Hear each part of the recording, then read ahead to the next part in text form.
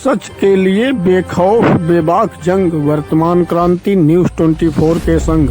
नमस्कार, स्वागत है आपका आपके अपने वेब चैनल वर्तमान क्रांति न्यूज 24 में, और मैं हूं आपके साथ गंगाधर पत्रकार। भारत की सबसे पुरानी और बड़ी फाइनेंस कंपनी श्रीराम फाइनेंस में मिर्जापुर, भदोही, जौनपुर, वाराणसी और प्रयागराज जनपदों से सेल्स ऑफिसर व एग्जीक्यूटिव सेल्स ऑफिसर की पोस्ट पर पुरुषों व महिलाओं की आवश्यकता है। जो पार्ट टाइम या फुल टाइम काम करना चाहते हो, इच्छुक व्यक्ति दिए गए नंबर पर संपर्क करें। वेतन 15,000 से शुरू। हौसला बुलंद और दबंग खनन माफियाओं द्वारा सरकारी जमीन पर अवैध ढंग से जेसीबी लगाकर खुदाई करने का एक बड़ा मामला सामने आया है, जिस पर कार्रवाई करते हुए क्षेत्रीय लेखपाल ने जेसीबी मशीन को सीज कर दिया है। मामला है भदोही तहसील क्षेत्र अंतर्गत मूसी लाटपुर का, जहां अमित राय पुत्र हंस कुमार राय द्वारा टेलीफोनिक शिकायत की गई कि स्टेडियम के सामने स्थित जिला कारागार की जमीन पर बघेल यादव नाम का एक दबंग खनन माफिया जेसीबी मशीन लगाकर अवैध ढंग से खुदाई कर रहा है। शिकायतकर्ता अमित राय की शिकायत को तत्काल संज्ञान में लेते हुए क्षेत्रीय लेखपाल राजेश कुमार सिंह मौके पर स्थलीय जांच के लिए पहुंच गए, जहां मौके पर जमीन की खुदाई का कार्य करते हुए जेसीबी मशीन को रोककर आवश्यक विधिक कार्रवाई की गई। इस विषय में क्षेत्रीय लेखपाल राजेश कुमार सिंह ने जानकारी देते हुए बताया कि खनन माफिया बघेल यादव को इसके पहले भी पूर्व उप जिलाधिकारी द्वारा रंगे हाथों पकड़ा जा चुका है। उन्होंने कहा कि इस मामले में आवश्यक कार्यवाही की जा रही है। यहाँ हम आपको बता दें कि भदोही जनपद में खनन माफियाओं द्वारा अवैध ढंग से खुदाई करने का मामला समय समय पर सामने आता रहा है, मगर संबंधित विभाग की लापरवाही के वजह से इस विषय में कठोर कार्रवाई नहीं हो पाती है। अब देखना यह है कि क्षेत्रीय लेखपाल राजेश कुमार सिंह की मेहनत क्या रंग लाती है और उप जिलाधिकारी भदोही द्वारा इस विषय में कौन सी कार्यवाही की जाती है। पूरा नाम बताइए। बघेल सिंह यादव। पूरा नाम बताइए ना बघेल का। बघेल यादव। यहाँ पे किस जमीन पर आप एमआई कर रहे हो ये खनन? अब सर जी हमको तो मालूम नहीं। आप केवल ड्राइवर हो? हम तो कहाँ के निवासी हो आप? अरे हमारा घर तो चौपन है, सोनभद्र। आप यहाँ कैसे आ गए? आ गए बस ऐसे। कौन कहा आपको ये खनन करने के लिए? अब हमको यहाँ भेजे, फिर हमारे कौन भेजा आपको? अरे वही बघेल। बघेल? हाँ अच्छा, जेसीबी उन्हीं की है? हाँ जिस भी उन्हीं। नंबर प्लेट है जेसीबी में? पीछे है। पीछे नंबर प्लेट है। वो कौन है? उतरो भाई उतरो। अच्छा बताओ, शिकायतकर्ता यहीं पे है और तुम लोग यहाँ पे खुलेआम जो है जेसीबी चला रहे हो, मतलब कि कुछ भी डर भय नहीं है आप लोग को? हाँ, इसका गाड़ी का नंबर भी नोट करते हैं। अच्छा, नंबर यहाँ नहीं है। कहाँ नंबर प्लेट है इसका? हाँ, नंबर प्लेट कहाँ है गाड़ी का? अच्छा, यहाँ पे रहता है। आप कहाँ क्यों, क्या नाम है आपका? जान पहचान। हाँ, नाम बताओ अपना। बबलू यादव। बबलू यादव। कहाँ के निवासी हो? मुसीर हुआ। रमेश के बगले। रमेश से क्या? रमेश के बगले। बगल के हो यार? तो ठीक है, लेकिन गलत कर रहे हो ना। बता दो।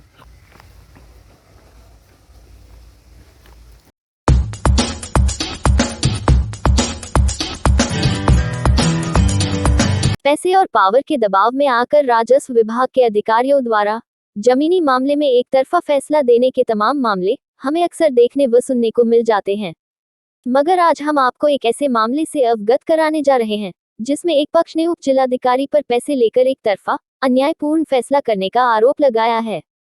मामला है भदोही जनपद के ज्ञानपुर तहसील क्षेत्र अंतर्गत आने वाले सिंहपुर गांव का, जहां हनुमान जी के मंदिर के बगल में लबे रोड गुलाब चंद पांडे, अवधेश चंद्र पांडे व फूलचंद पांडे की पुश्तैनी जमीन है।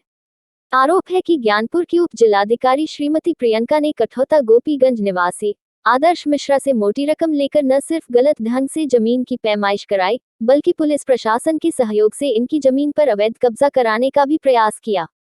ताजा जानकारी के अनुसार आज शनिवार 8 जनवरी को दिन में लगभग 12 बजे ज्ञानपुर पुलिस को साथ लेकर राजस्व विभाग के अधिकारी मौके पर पहुंचे और उस जमीन पर आदर्श मिश्रा को कब्जा दिलाने लगे। राजस्व विभाग के अधिकारियों द्वारा बलपूर्वक जमीन पर अवैध ढंग से कब्जा दिलाने की बात पर आक्रोशित ग्रामीणों ने इकट्ठे होकर ज्ञानपुर गोपीगंज मार्ग पर चक्का जाम कर दिया। यहाँ हम आपको बता दें कि उक्त जमीन के वर्तमान मालिक अवधेश चंद्र पांडे, फूलचंद्र पांडे और गुलाब चंद्र पांडे की उम्र 70-80 वर्ष के आसपास की है और इसमें से अवधेश चंद्र पांडे शारीरिक रूप से विकलांग भी हैं। अपनी जमीन पर राजस्व और पुलिस विभाग द्वारा जबरन कब्जा कराए जाने की बात को लेकर अवधेश चंद्र पांडे ने सड़क पर ही आत्मदाह करने का प्रयास भी किया, मगर मौके पर मौजूद पुलिस के सिपाहियों द्वारा उन्हें ऐसा करने से रोक लिया गया। इस विषय में गुलाब चंद्र पांडे ने ज्ञानपुर की उप जिलाधिकारी श्रीमती प्रियंका पर आरोप लगाते हुए कहा कि उन्होंने बदले की भावना से उनकी कोटे की दुकान को बिना कोई कारण बताए, बिना किसी पूर्व सूचना के निरस्त कर दिया। आइए देखते हैं आज की पूरी खबर और सुनते हैं पीड़ितों के बयान।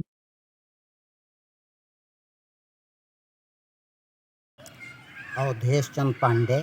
तब क्या मामला था वहाँ पे? ऐसा था कि हम विकलांग हैं, हम चल फिर नहीं पाते हैं। ये जो एक आदर्श मिश्रा हैं कठौता के, जो कि वहाँ एक व्यक्ति से फर्जी बैनामा करा लिए हैं, उसको पैसा भी नहीं दिए, मारे पीटे। और इसके बाद उनके जो दादा थे पंडित श्यामधर जी ने आकर के मौखिक जो है बातचीत किया और एक निर्णय लिया कि इतना हमारा है, इतना आपका है। उनके आधार पर हम लोग अपना कास्ट कर रहे हैं 20 साल से, और वो अपना बाउंड्री और वो कुल सब बना लिए हैं। जब वो बाउंड्री बना लिए, उनके नाती हैं आदर्श मिश्रा, जो कि अब कह रहे हैं कि आज सड़क की कीमत ज़्यादा हो गई है, तब सड़क की कीमत थी नहीं, तब तो सड़क से लोग भागते थे। तब पंडित जी ने जो है पीछे अपना हक ले लिया, हमको आगे कर दिया नुकसान उठाने के लिए। अब उनके नाती जो आदर्श मिश्रा हैं, वो कह रहे हैं कि हमारा रोड पर है। और इनका तब उस समय नहीं था, तब उसका था। और ये रोड पर लेने के लिए ज़बरदस्ती जो यह उप जिलाधिकारी महोदय प्रियंका जी थी, वो आकर के वहाँ ज़बरदस्ती पैमाइश कराई। ज़बरदस्ती ना हमको नोटिस दिया, ना हमको कुछ दिया। इसके बाद जब हम एपीआर होना चाहे वकील के माध्यम से, इन्होंने मेरा स्टोर नहीं लिया, उसको जो है निकलवा दिया। जबकि इनका पेशकार स्टोर के लिए हमें 27 तारीख डेट दिया, लेकिन इसको भी उन्होंने पेशकार को चाहे जिस तरह से वो करके वो कागज़ जो है उसमें निकलवा के हमारी बात नहीं सुनी गई। इसके बाद जब उन छुट्टी पर चली गई, तब ये के माननीय एसडीएम महोदय आए कि ये फाइल को लिए, फाइल को तलब किए और वो कर रहे थे। हमको उन्होंने ये हमारा स्टोरेशन जो है स्वीकार कर लिया है जो है। अब तब तक ये पुलिस के बल पर, पुलिस वालों को पैसा दे करके ये ज़बरदस्ती कम से कम 150 लेबर लगाकर और कारीगर लगाकर उसको बनवा रहे थे, ज़बरदस्ती बनवा रहे हैं। अब आप मान्यवर यह बता दीजिए कि हम विकलांग आदमी, उसमें 90 बिस्सा का हमारा बैनामा है, जिसमें हम 5 भाई हैं, जिसमें व्यक्तिगत मेरा 18 बिस्सा हक है।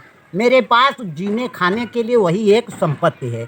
जिस दिन वो मेरा 18 बिस्सा ये पुलिस वाले या प्रशासन वाले आदर्श जी को दिलवा देंगे, मेरी क्या स्थिति होगी, मेरी क्या दशा होगी, मैं खाए बगैर मर जाऊंगा। इसलिए मैं वहाँ गया और मैं आत्मदाह करना चाहता था कि मैं जब मरना है भाई, जब ये हमारी संपत्ति दिलवा देंगी, मुझे मरना है तो मैं यूँ मर जाऊंगा जो है। तो इस पे मुझे गाली फक्कड़ और डंडे से मारकर उठाकर फेंक देना, यह करना, यह सब। माननीय उप जिलाधिकारी महोदय ने, प्रियंका जी ने हमारे भाई गुलाब चंद पांडे के नाम ग्राम सभा जगापुर की दुकान है, तो ये बात करने गए माल उल के बारे में, तो कहा कि आप जानते नहीं मैं एसडीएम हूँ। अब एसडीएम से बात कर रहे हैं, एक मजिस्ट्रेट से बात कर रहे हैं। मैंने जा करके उसको नाप दिया है, मेरी व्यक्तिगत इस पर प्रैक्टिस लगी हुई है, आप उसको आदर्श को दे दीजिए, नहीं मैं आपकी कंट्रोल की दुकान को निरस्त कर दूंगी। तब जब इनके लड़के, बड़े लड़के ने, वीरेंद्र कुमार जी ने गए उनसे बात करने के लिए, उन्होंने कहा कि मैं आपकी उनका ज़मीन जो मैंने नाप दिया है आदर्श को दे दीजिए, नहीं तो मैं आपकी दुकान, कंट्रोल की दुकान को निरस्त कर दूंगा। न मुझे कारण बताए, न मुझसे पूछा गया कि कारण क्या है, न जाँच हुई, न कुछ हुआ। और माननीय उप जिलाधिकारी महोदय ने मेरी दुकान को निरस्त कर दिया। हमारी आप स्थिति देख रहे हैं, इसमें हम 4 भाई ऐसे हैं कि जो दूसरे के सहारे से उठाए जाते हैं, बैठाए जाते हैं, अब स्वयं से चल नहीं पाते हैं। उसको इन पुलिस वालों ने ज़बरदस्ती FIR करके कि हम 70 ठो खंभा जो है उपार लिए हैं। यह FIR की कॉपी है मान्यवर जो है। और पुलिस वाले आ चुकी हर 24 घंटे यहीं बैठे रहते हैं, कोई रहता नहीं। आए दिन मुझे आकर के हड़काते हैं, डंडा कर देंगे, बंद कर देंगे, लतियाएंगे, ये सब अनाब असनाब शब्दों से मुझे संबोधित करते हैं। जबकि इस समय मेरी उम्र लगभग 70 साल होगी। इस तरह से और 30 साल 35 साल का जो है पुलिस इंस्पेक्टर मुझे आकर के बदतमीजी से अनाब शनाब शब्द बोलता है। आपका कोटा निरस्त हुआ है बाबूजी, मतलब क्या मामला है, ये क्यों निरस्त किया गया है? ये महोदय जी वही जमीन थी जो है वो श्यामधन का कंसा के भाई लड़के हैं आदेश कंसा, वही जो है उनके वजह से जो है वो नाप दी थी नहीं एसडीएम महोदय जी। वो लोग बोलिए हमसे जो है कि अगर जो है तुम इसको नहीं दे दोगे तो जो है तुम्हारा कोटा जो है निरस्त कर दिया जाएगा। और हमको कुछ नहीं मालूम हुआ, अभी कल तक हम गल्ला बांटे हैं। हमारे गांव में कोई भी आदमी हमारे खिलाफ नहीं है। इसके बाद हमारा कोटा जो है कल गए तो निरस्त कर दिया गया, बोला कि जहाँ माल उठाने जब गए थे। यहाँ मामला ये है कि हम लोगों ने पहले ज़मीन खरीदा था जिस आदमी से, एक समृद्ध परिवार था, 2 भाइयों से हमने खरीद लिया था, एक नाबालिग थे, वो जो है बाद में उसको लिख दिया। जबकि हम लोग अपनी ज़मीन की मांग कर रहे हैं कि भाई हमारा नाप दो, इसके बाद अपना जो हो ले जाओ। अब उसी को जबरियन प्रशासन से एसडीएम वो प्रियंका जी जो हमारे मजिस्ट्रेट हैं, उनसे मैंने पूछा था कि मान्यवर कैसे आप निर्णय कर पा रहे हैं, तो उन्होंने कहा क्यों बताऊं। तो मैंने कहा कि आप इतनी बड़ी अधिकारी हैं, मजिस्ट्रेट हैं, यही जवाब है जो आप दे रही हैं कि जाओ जाओ जाओ वहाँ देखो क्या हो रहा है।